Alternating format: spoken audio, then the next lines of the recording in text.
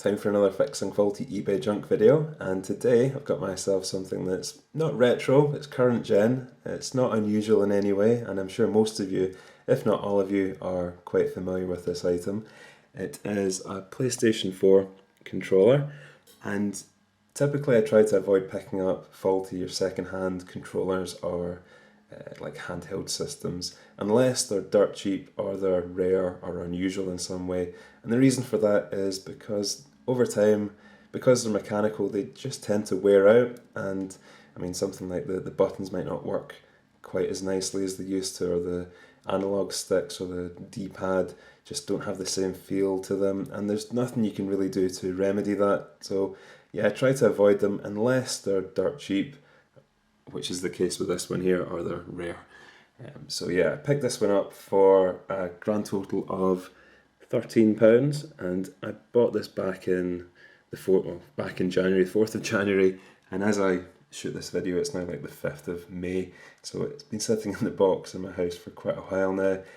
I don't have the original listing to show you, it's not active on the site anymore, but from what I can remember it was like a job lot. The seller had like 4 or 5 of them, and I put in a best offer of £13, and I thought, well, it's cheap enough to just take a risk on it.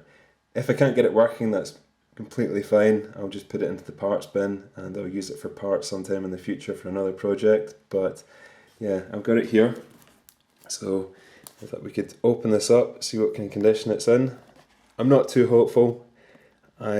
Usually with broken controllers it tends to be something like a rage quit where someone's like throwing it against a wall, or maybe it'll have something spilt on it. So you never know with controllers what you're going to get. So I'll stop rambling, let's open up that box and see what we're dealing with.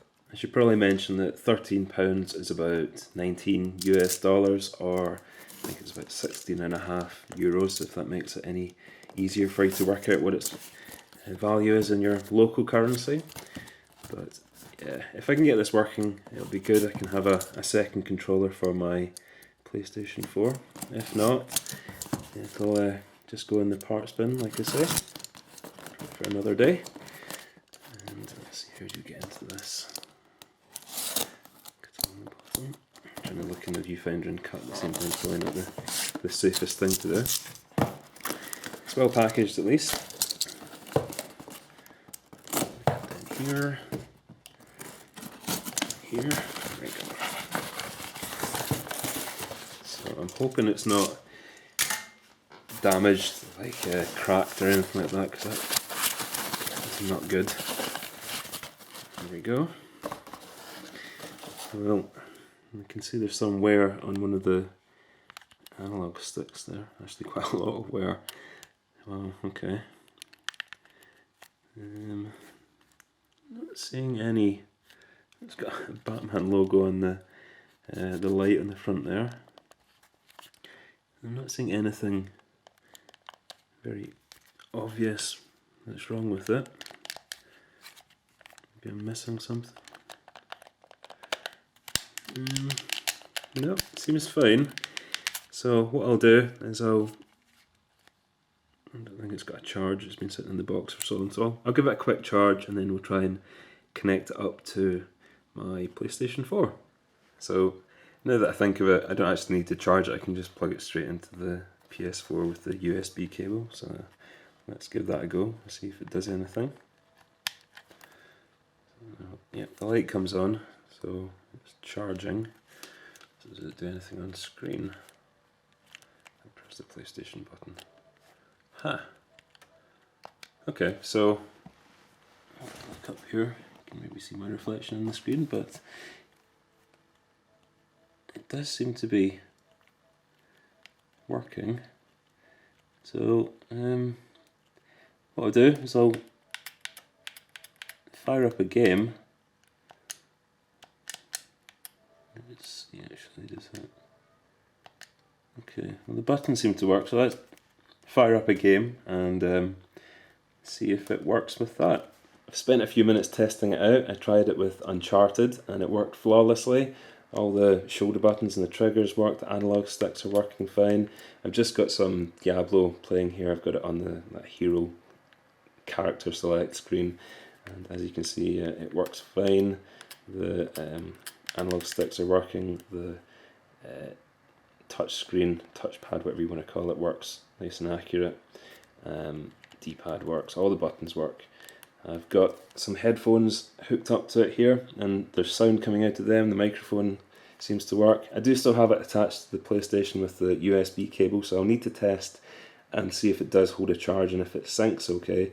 But other than that, the only thing I can find that's wrong with it are those kind of worn analog sticks. And they're not worn in the fact that they are unresponsive if they've got any play in them. They're just, it's a bit grubby and the rubber started to peel off that. But to be honest, that's not really a big deal to me because it's going to sit in the cupboard and probably not get used very often since it's a secondary controller. So not too bothered about that. What I'll do now is I'll give it a nice good clean, and I'll give it a proper charge and test that it does hold a charge and syncs with the console. I've partially disassembled the controller to give it a clean. I'm not going to completely strip the whole thing down, I'm not that bothered about it, but yeah, I've just got the front and the back sections here, and they're held together with 4 screws.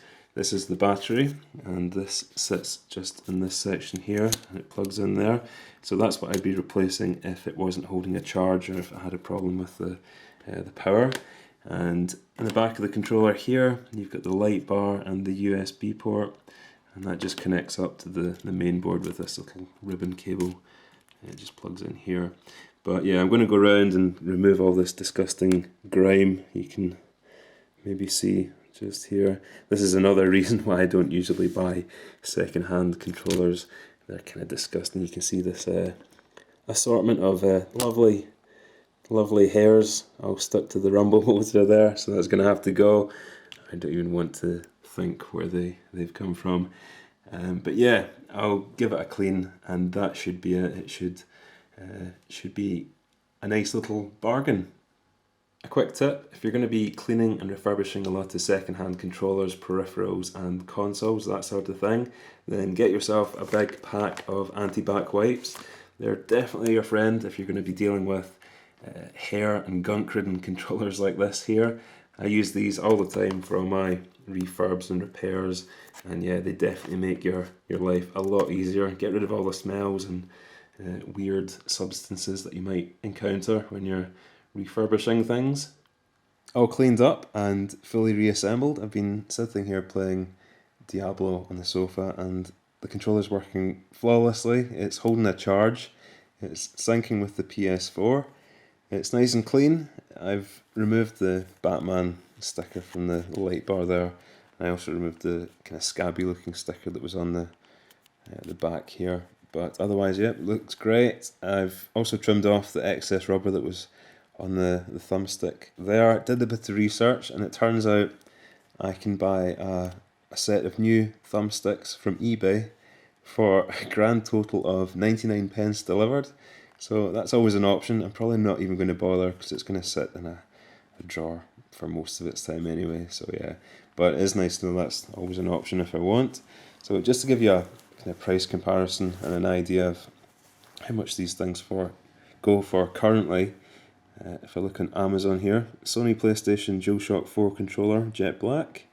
If you scroll down to the price, they are currently $41.97. So yeah, I think I got a pretty good deal here. £13 for this delivered.